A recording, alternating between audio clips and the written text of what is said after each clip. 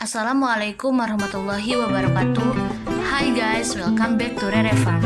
Pada kesempatan kali ini ada season baru di Rere Farm, yaitu Bincang Seputar Tani. Untuk episode pertama dengan judul Kuliah Fakultas Pertanian, Kenapa Enggak? Sebelum menjelaskan tentang Fakultas Pertanian, aku flashback dulu ke belakang gitu. Saat SMA mungkin kita ada di fase bingung gitu. Sudah SMA, mau kuliah, mau nikah, atau mau kerja.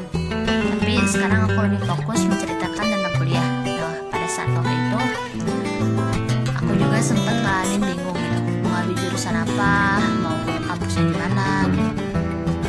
Dan aku putuskan buat ngambil jurusan agroteknologi.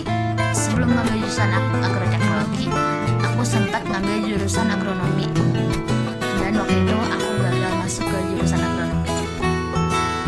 Setelah gagal masuk jurusan agronomi, aku memutuskan masuk ke jurusan agroteknologi di salah satu kampus yang ada di daerah Kota Hujan. Di kampus aku terdapat 4 jurusan. Yang pertama agroteknologi, yang kedua agribisnis, yang ketiga peternakan, dan yang keempat yaitu budidaya perikanan. Alasan mendasar aku sih ngambil jurusan agroteknologi karena waktu itu aku sempat ikutan tryout SBMPTN di salah satu sekolah, dan orang yang berpengaruh di daerah bilang, ambillah jurusan yang ketika kamu pulang nanti sudah lulus kamu bisa bermanfaat untuk orang-orang yang ada di sekitar daerah. Selain itu juga ketika dulu aku SMA dan SMP aku sempat ikutan eskul pramuka. Mungkin keinginan aku untuk lebih dekat dengan tanaman atau dengan alam, dan aku putuskan ngambil jurusan agroteknologi. Selain itu juga karena aku suka lebih selain itu juga karena aku lebih suka langsung berinteraksi dengan alam atau tumbuhan, dan lebih suka eksplorasi gitu, nggak diem stagnan di tempat kayak gitu.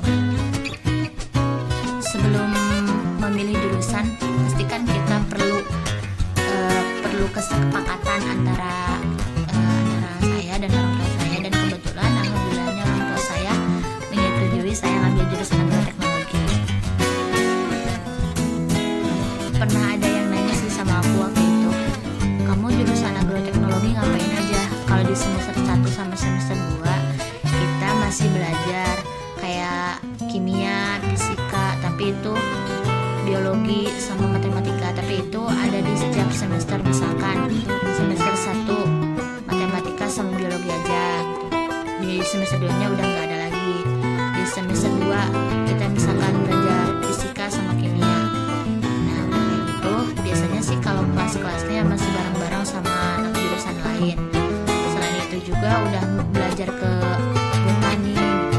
Dan biasanya praktikumnya masih di lab kayak gitu. Dari semester 3 dan semester 4 udah mulai tuh ke arah-arah jurusan. Ada mata kuliah agronomi dasar. Di agronomi dasar kita belajar kalau waktu itu aku praktikumnya menanam jagung, dari mulai pengolahan tanah terus sampai panen. Biasanya sih menghitung berapa tingginya, berapa bobotnya, perlakuannya seperti apa kayak gitu. Di semester 5 dan di semester 4 dan semester 5 udah mulai ke belajar kayak statistik, ada biokimia, ada kesuburan tanah. Di semester 3 juga tadi ada ilmu tanah. Seperti itu sih teman-teman. Setelah aku kuliah di jurusan agroteknologi dan waktu aku di SMA aku ngambil jurusan IPA, banyak sih perbedaan-perbedaan yang sebelumnya belum pernah aku lakuin.